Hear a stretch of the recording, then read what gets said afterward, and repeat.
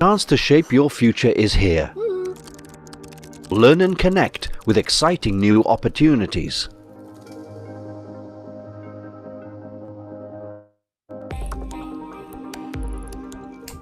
Are you ready for the next step?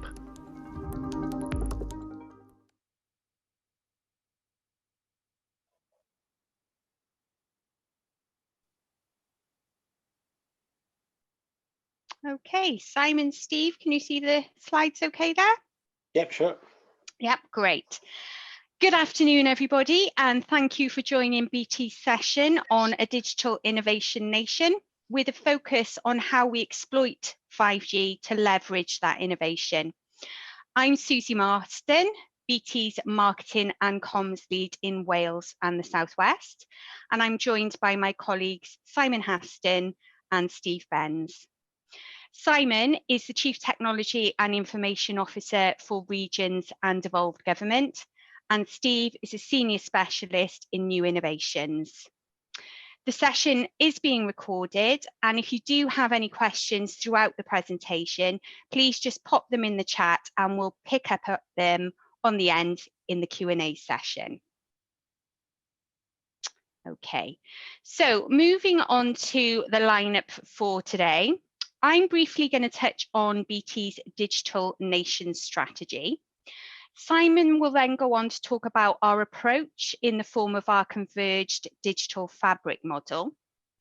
Steve is then going to go on to talk about connected care and the importance of connected care, particularly under the current circumstances. And then Simon will talk about how we bring these capabilities to life in the form of use cases. We've delivered a number of use cases throughout the UK, so Simon will talk through those.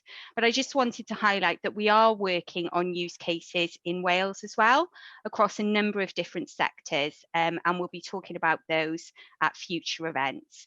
Those use cases at the moment are very much in their infancy, but we're really pleased to be developing our rural connectivity capability, and it's really fantastic that businesses in rural Wales are pioneering the use of smart technologies to boost growth and prosperity. So just moving on then to our digital nation approach and what this means for Wales. So customers are at the heart of everything we do. Our strategy is based on exploiting technology in order to deliver those outcomes for the citizens in Wales. We're really keen to understand the challenges that businesses are facing, as well as the opportunities, so that we can bring the best of BT's innovation, research, and ideas to Wales. We're also really proud of the contribution that we make to the Welsh economy. We employ over 5,000 people in Wales, and we contribute over 300 million through our relationships with suppliers per annum. And this is only set to continue. Even more importantly, I just wanted to focus on, the partnerships that we've had during the COVID-19 pandemic and the way that we've helped citizens. We've supported the setup of the Nightingale hospitals in Wales, but also supported our children who are at the moment going through distance learning and help them with the tech for them to be able to do that and continue with their learning. The take-up of digital and emerging technologies amongst businesses across agriculture, tourism, hospitality and retail, and countless other sectors that have been hit so hard by this pandemic is really going to be critical in driving economic prosperity for Wales. I'm now going to hand over to Simon, who's going to talk through our digital fabric model. Yeah, good afternoon, folks, and thank you, Susie. Yes, so I'm Simon Haston. I'm CTO for Devolved Nations, and thank you very much for attending this. Susie, if we go to the next slide, I'd just like to, for this session, focus in on what we call our digital fabric, and that's a fabric that is a very much place-based fabric. It's cross-sector, and it's looking at how we use that fabric for constant and continuous innovation. So I'd like to describe that. I'd also like to touch on how we innovate and the very simple process that we use. And probably just to start, just to reflect a little bit on how this has been shaped. Obviously, it's been shaped for events in the last year, COVID being that. But actually, this was taking shape pre-COVID, and really trying to look at some of the key issues, that are not just within the UK or within Wales, but are global issues such as climate, productivity, and a more emerging theme around health. And one of the constants being there is digital and digital disruption. And probably pre-COVID, that digital disruption was really focused in areas like retail and transport and banking. I think what we've seen in the last year is that disruption becoming almost mainstream in health and education, but also the humble home. The home has become where we exercise, we work, we shop, for the vast majority of us. So actually, one of, I think, what will come out of this is we will become much more digitally aware and hopefully more skilled digitally, and that scope and impact will be much wider. And at the heart of this is how does digital enable that, help it, drive it, change it, lead it, and probably innovation is key to that, and we recognise that, but also convergence. So if we take humble on-demand transport, that is not one technology. It is a convergence of a number of technologies, whether that's low-cost storage, whether that's GPS systems, whether that's the internet itself, mobile adoption, mobile app development, but actually critically in that ability to deploy such seemingly simple applications is wireless. And how does wireless help us do that? Either in our home or on the move or out and about.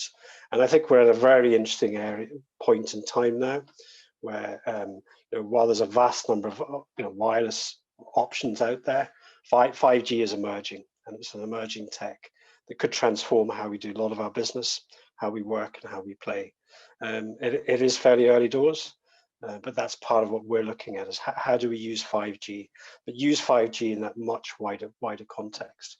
And I think it's not just about technology. I think it is about the success of digital is about the cultural acceptance. Would we have 3 years ago accepted hitching a ride from an unregulated taxi firm? Probably not.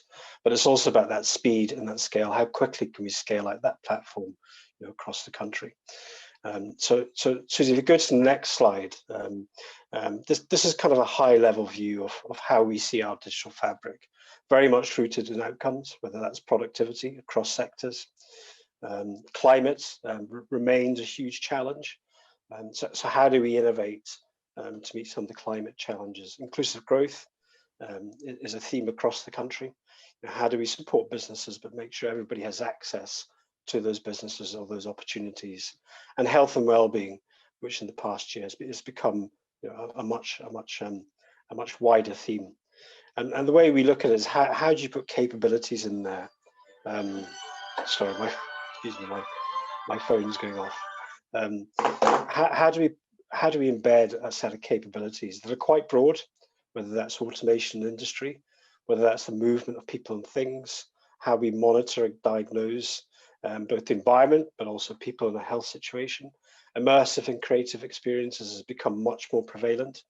So how do we take people to places in a much richer environment that currently they can't go to, or even in the future they won't go to? And how do we work anywhere and now safely? And then at the end, health and well-being. So we've been working on a number of use cases that fit within these families and that support that capability that can be turned to any of those outcomes. And when I come back later on, I'll probably go into much more depth into those use cases and what they mean. But really, we see it also as not just is what's the platforms? How do you continuously innovate? And we do very much see it as a 5G-led innovation. 5G is one aspect of it, but 5G is the future of connectivity. And how do we mesh 5G with what we call converged connectivity? So everything has its place, whether that's LoRa, satellite, 4G, full fiber, but actually how do you converge those connectivity? And how do you take the data from the various things and people and create real insights of it? So we're not just putting a network in, actually somewhere for that data to go, for that data to be stored and used. And actually the real power of this is how do we from that data start to implement actionable insights and applications that make a real difference and fit those capabilities and ultimately those goals. So this is our technical foundation, and I'll go into that in a little bit more detail on the next slide. But really the key point is we don't come up with use cases or the ideas. We work very closely with our customers across sector, small and big, across the whole country, to jointly develop use cases that fit those capabilities and those benefits and use that technology foundation. So just going into the technology foundation, I won't probably next slide, Susie. I won't go through this slide in too much detail, but it's again looking back to that on-demand transport analogy. And it's about how do we bring a whole set of different technologies together, and that's the power of them. So it's not one type of technology, and how do we make sure that technology is not just within institutions, but is across places, can be used by any sector, and how do we bring together, and that ecosystem could be quite diverse. It could be a number of different eco partners in that. But the key is how do we bring that together? And 5G is probably at the center of that. Not everything needs 5G, but 5G will drive that. As we scale it, as we create it, as we deal with more need for latency, as people become more mobile, they want more flexibility in their systems. How do all those connected media, connected infrastructure, and connected things and people, and that mass of data that's already happening, how does that get fulfilled and then put into some sort of exchange to then be actually used?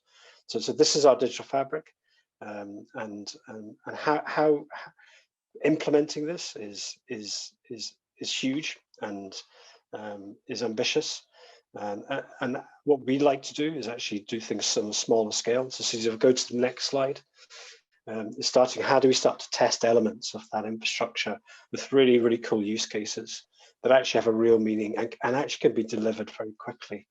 And really we have a very simple 3-step process, clear governance, and I don't mean governance in the traditional sense. I think that governance is making sure that we have the resources, both people and capital, to deliver it.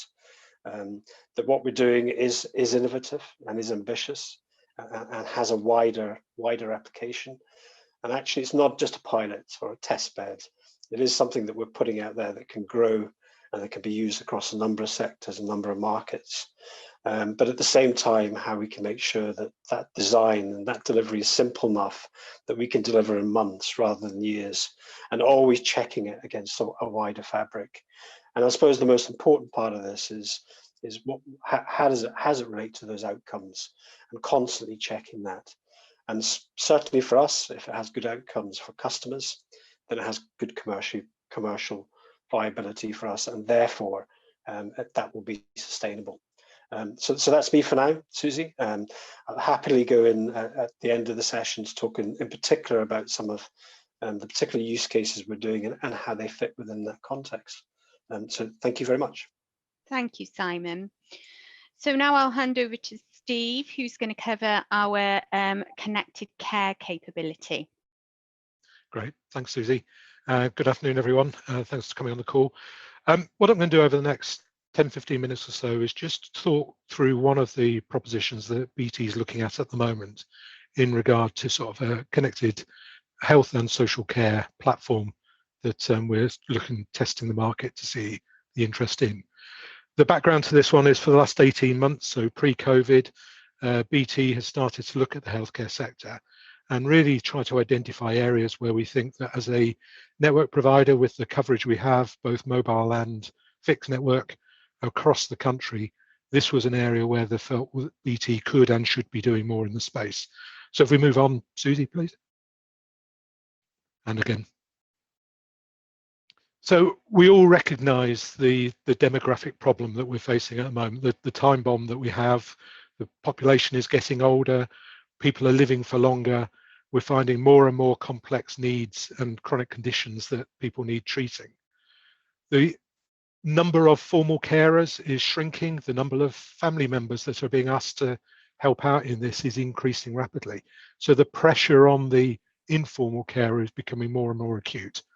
And what we're finding within the national health system is that we're finding that resource constraint is really impinging on its ability to be able to serve its patients and the population as a whole going forward. So if we move on, please. It has been particularly exacerbated over the last year or so with COVID-19. We're finding that more and more situations where people are obviously reluctant to go into the healthcare system. They're not able to go into the healthcare system. They're not able to get around. So we're finding things like social isolation is becoming a problem. We're finding that the ability for people to go and see a GP is becoming more and more problematic. We're finding changes in the way that people behave. So remote consultancy is becoming more and more an accepted way forward, both from the patients themselves, but also from the consultants and from the NHS professionals. And this really was the basis for the connected care proposition that we were working on. So if we can move forward. The kind of frictions that we're finding at the moment is that carers now can't provide the preventative care. It's all very reactive. We have to wait for an event to happen to then be able to do something about it, just purely because of the pressures on the system. The main issue with this, of course, is that once an issue has happened, then there is cost to the system, there is cost to the care providers going forward. So it is much better if we can start to try and find ways of monitoring where there are triggers of decline, whether that be that somebody's mood has changed, whether their physical activity has changed. The hypothesis is that if somebody is starting to deteriorate in their health condition, they will change the way they behave before they seek help for their health deterioration. So we're looking at sort of what we can do in that space. Actionable insights is obviously one of the clear things that we need to be able to get in place for this kind of monitoring. So how do we track those crucial patterns? How do we allow the carers to be able to see what the people who are under their care are doing when they're not there? We can have people going in and doing point checks on a regular basis, but that only gives a picture on that spot moments in time. What they're really looking for is a way of being able to have a look at individuals, how they're behaving, how they're performing over the time when they're not being monitored. And also the other thing we're finding is that the inefficiencies in the care provision. So how do carers go about being able to prioritize where and when they should be doing their particular pieces of work? So the whole premise of the connected care proposition was to tackle these three areas. So if we can move on, please, Susie. What we found in innovation is that people are becoming more and more attuned to tech. Especially with COVID, we found that the use of video conferencing is becoming more and more the norm. 12 months ago, 18 months ago, if you'd asked my parents about Zoom, they probably couldn't even spell it, let alone tell you what it was. So people are becoming more and more attuned to that. GPs are recognizing the advantages of the remote consultancy. It saves them having to spend a lot of time on the road, means that they can see more people over a longer period of time. Traditionally, some of the healthcare solutions out there tended to be the lanyards that people wore around their neck. And they weren't popular for many reasons. One was they tended to be bulky, they tended to be ugly, and people felt stigmatized by wearing them. So what you found was that somebody would have them, they'd put them on the bedside cabinet, and there they'd stay. So at the point where an incident happened, they were nowhere near them. So to all intents and purposes, they were a redundant piece of kit. What we're also finding now is that the machine learning and artificial intelligence that Simon alluded to earlier allows us to be able to spot trends in that data, and means that we can start to proactively respond to changes in behavior before they become a major incident. And then, of course, we've got the fact that we're now finding the rollout of 5G and fiber, meaning that remote assessment of the patient's condition can be carried out much more quickly and without any lag in the process going forward. So bringing those all together is we've brought up with the connected care proposition. So we can move on. And again. So what we did within BT, we've worked with a number of agencies across the country, so that's across all 4 home nations, to really identify what it is they would be looking for from a remote care, remote monitoring type solution. And what we've identified is that there are a number of triggers that people would be looking for to be able to determine the welfare of an individual in their home. So during the summer, we ran a small trial in around about 100 homes, where basically we put a range of sensors into the homes. In this case, we put motion sensors. So these weren't cameras, because there's obviously a reluctance to have cameras in the home from privacy side of things. We also put smart plugs in there, which could monitor things like when the kettle's been turned on, when the TV's been turned on. And we also started to look at door sensors to be able to monitor when people have either gone out the front door, left the front door open, or indeed whether they've opened the fridge as a proxy to be able to detect whether they're eating properly. And we're also looking at panic buttons, again, just as a solution to be able to address whether there's an immediate urgent request for help. So we deployed all of these devices into individual homes. The carer, whether that be a family member or a formal carer, then had an app on their mobile phone, which basically just gave them notifications about what the individual was up to. So you just get notes to say, yes, your mum's up and about, she's wandering around, we've seen her in the kitchen, everything's okay. But equally, we started to use some of the intelligence in there to be able to spot changes in behavior. So case in point, if the system detected that my mum, for instance, was always getting up at 6:30 in the morning, and then one morning it was 9 o'clock and there had been no sign of movement from my mum, I would get an immediate alert to say, Steve, something unusual's happened, we've not detected you, mum, do you just want to check in that everything's okay? So we implemented that on the carers app. We also, through the use of smart speakers within the individual's home, provided a solution that helped the individual themselves. So the smart speaker could be used for reminders, whether that be to take medication, whether that be to go for a GP appointment or the like. It also allowed a hands-free communication in the event of an urgent requirement. So if my mum had a fall and was nowhere near the pull cord for the emergency contact, she could just shout out to the smart speaker to make a call to myself, and then I would be able to have that hands-free communication with her. The other element of it was that for the welfare of the individual, we started to put artificial intelligence and machine learning in there that allowed us to spot when a certain event isn't happening. So for instance, if we get to the position where the system has detected that my mum has sat down in the morning, started to watch Philip and Holly on TV, and 3 hours later is still sitting and watching her, the system could just do a gentle nudge to her to say, why don't you get up, go outside, get some fresh air, because the weather this afternoon is rubbish, so go now whilst it's dry, or go make yourself a cup of tea so you can have a drink. So there was a whole thing of putting the individual at the center of the proposition going forward. In terms of the cohort that we were targeting for the trial, we've got 3 there you can see. One was the informal supporters. So this is the family member wanting to maintain and look after the individual that they're worried about. We also had the formal carers. So these tended to be carers paid for by their family to go in and do care provision for their loved one on a regular basis, whether that be multiple times a day, once a week, or whatever. And the idea being, again, they could just get the information about that individual when they're not actually there.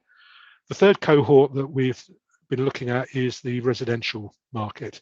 So this is individuals living in sheltered accommodation, where there are multiple residents all being overseen by an individual warden or scheme manager.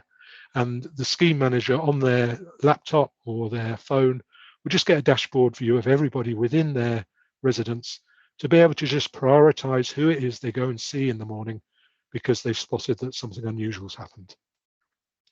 So having completed the trial, we're now working across a number of local authorities, a few of which are in Wales, to really look to the evolution of the proposition. So how can we start to improve that to make it more and more beneficial for the provider going forward?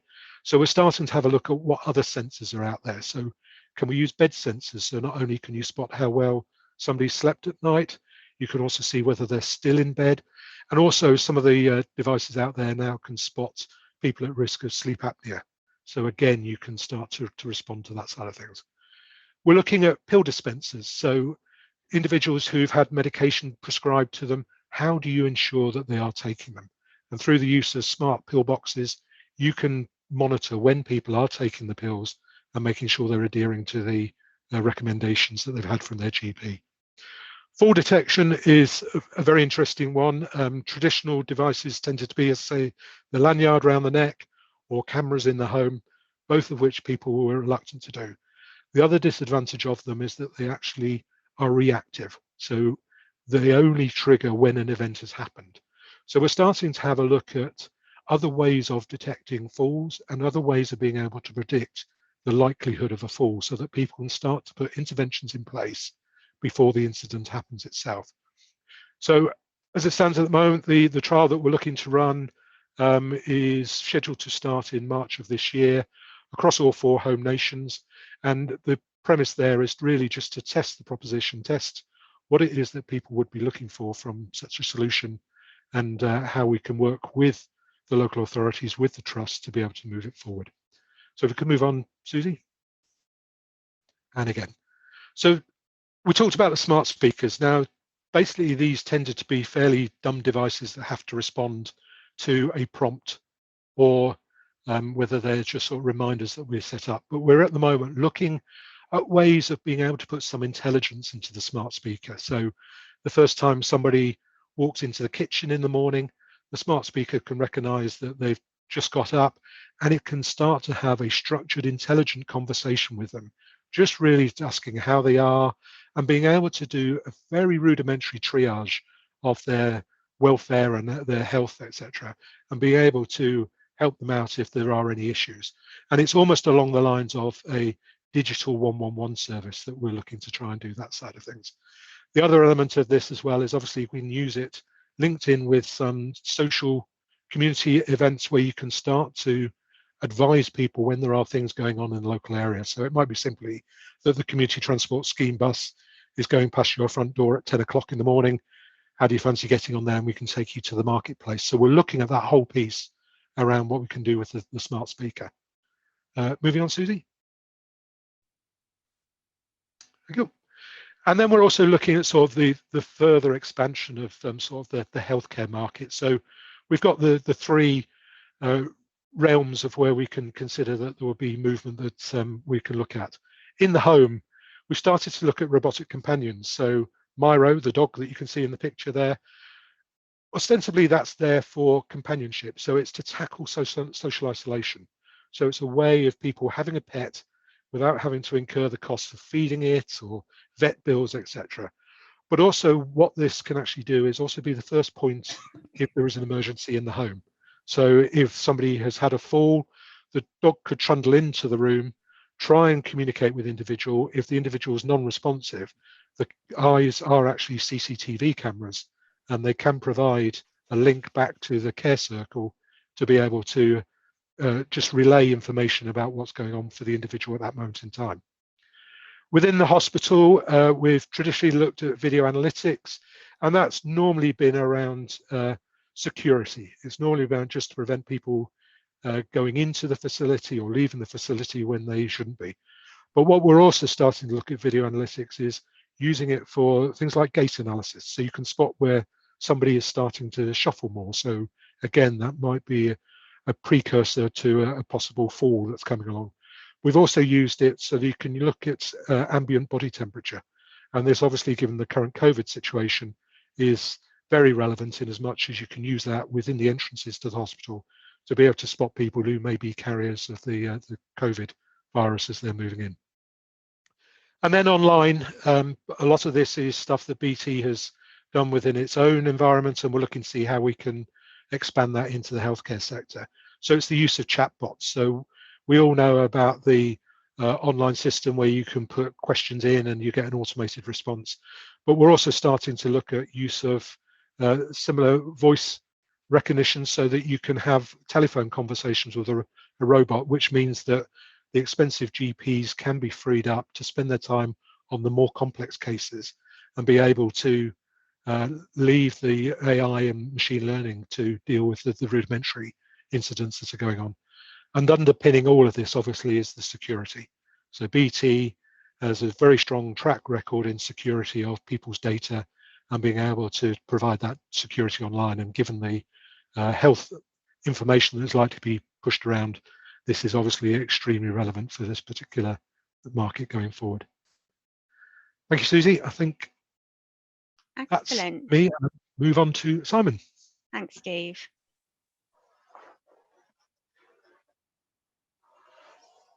Hi, Susie. Yeah, so hello, folks. So I just probably want to round up the next sort of 5 or 10 minutes, some of that in practice, and really going back to the digital fabric use cases, innovation, co-creation. These are a flavour of some of the projects that we're working on across the country. So if we could go to the first one, it's very, very relevant to what Steve's doing, is around connected care.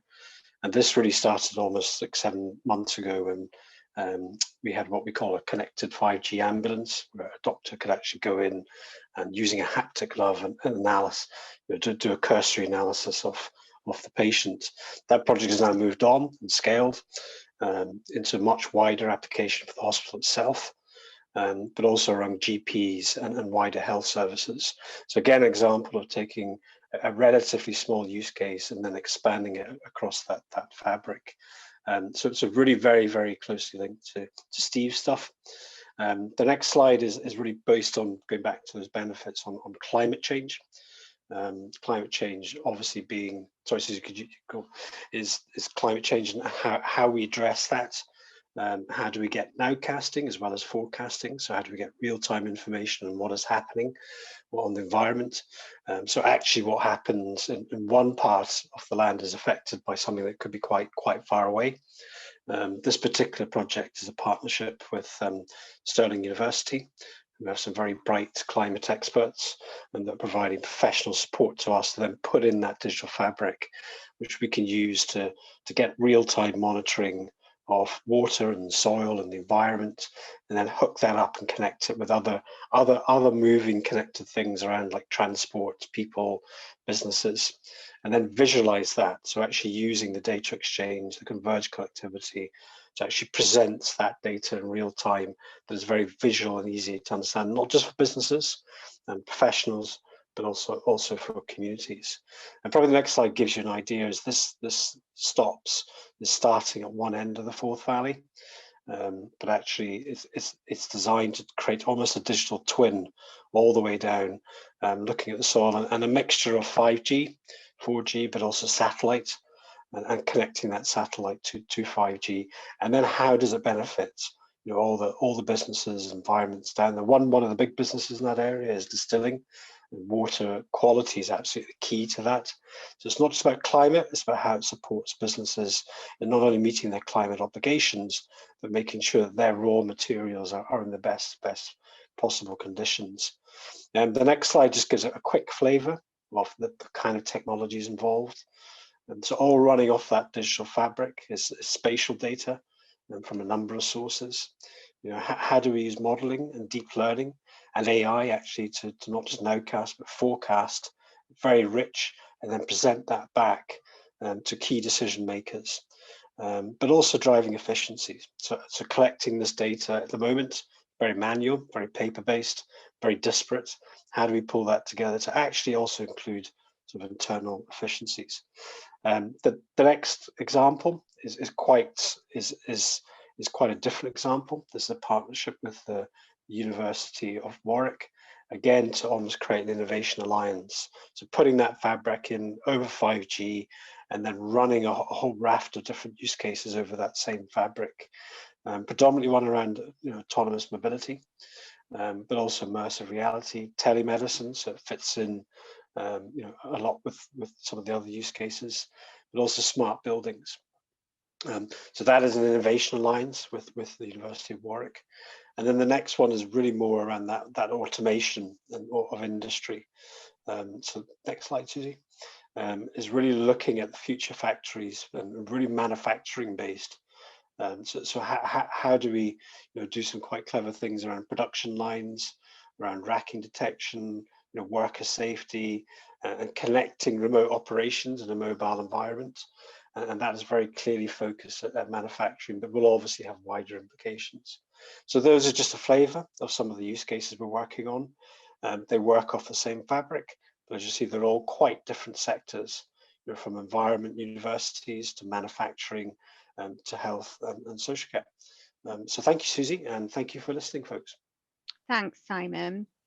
Okay, before we move on to the Q&A, and I'll check the chat in a moment, there's just a few questions up there that may provoke some thoughts or some questions for Simon and Steve. I'll just stop sharing now and see if there was anything in the chat. So there's a question for you, Steve, there in the chat. Can you see that? Yep, I think that's the one from Peter. Is that one? Yeah, that's it, Yep. from Peter.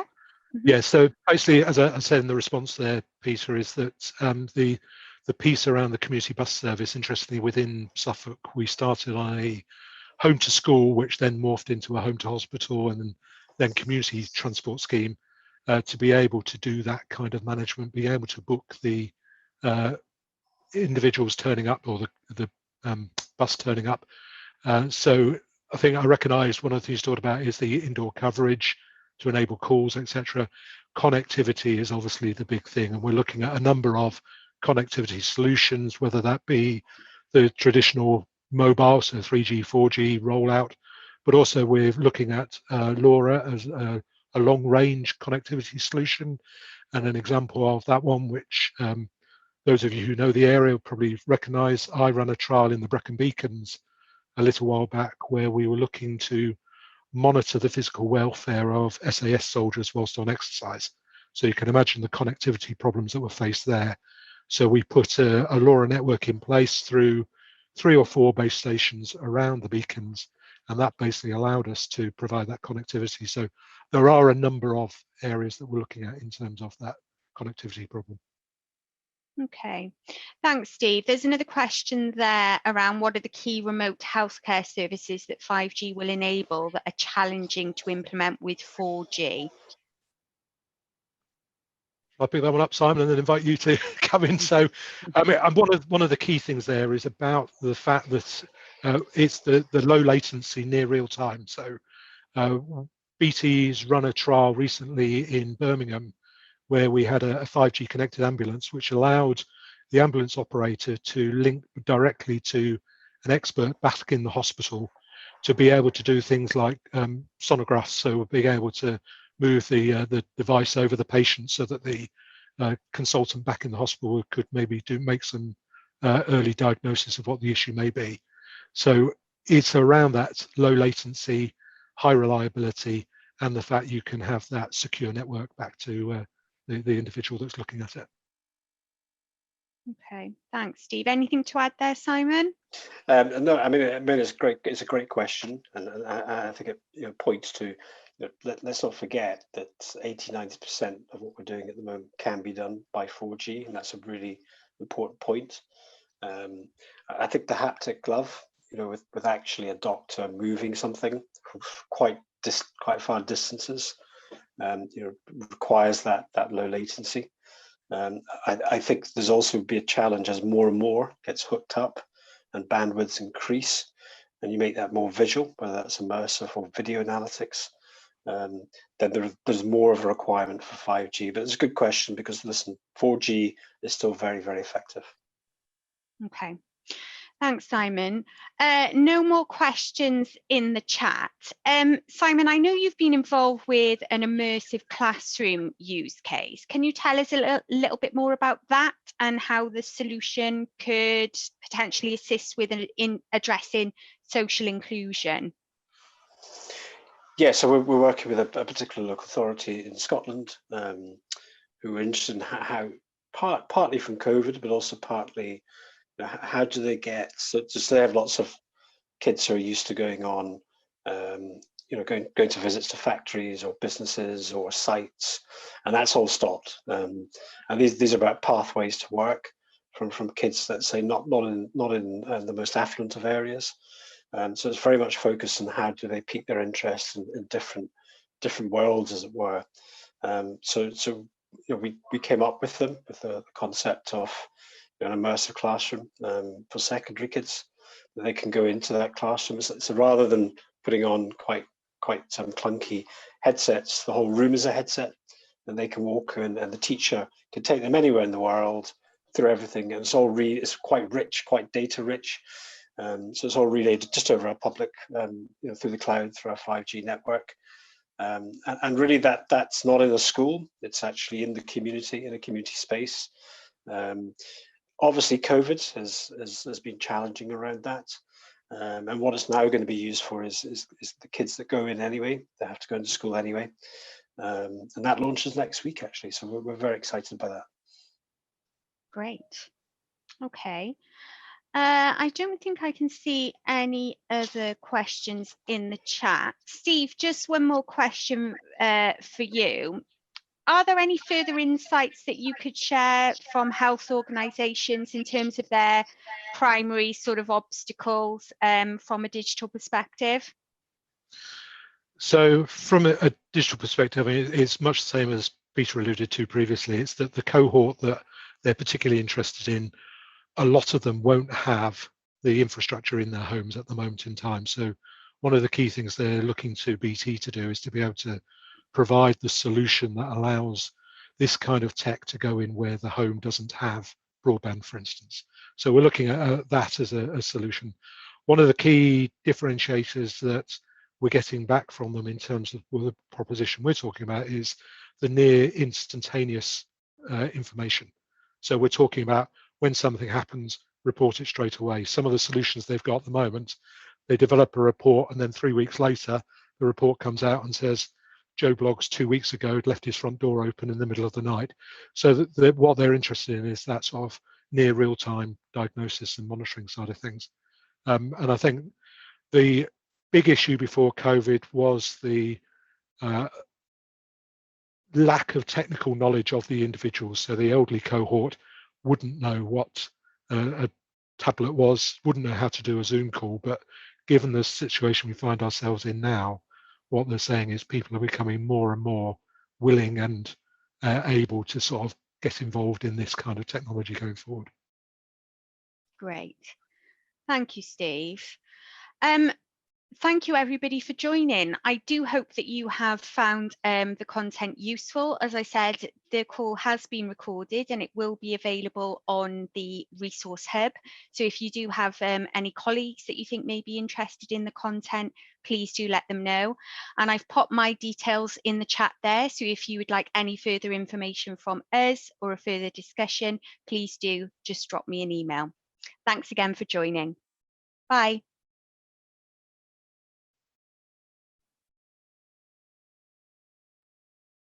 Thank you for joining the Emerging Tech Fest. Join us again on our virtual live sessions or watch us on playback anytime, anywhere.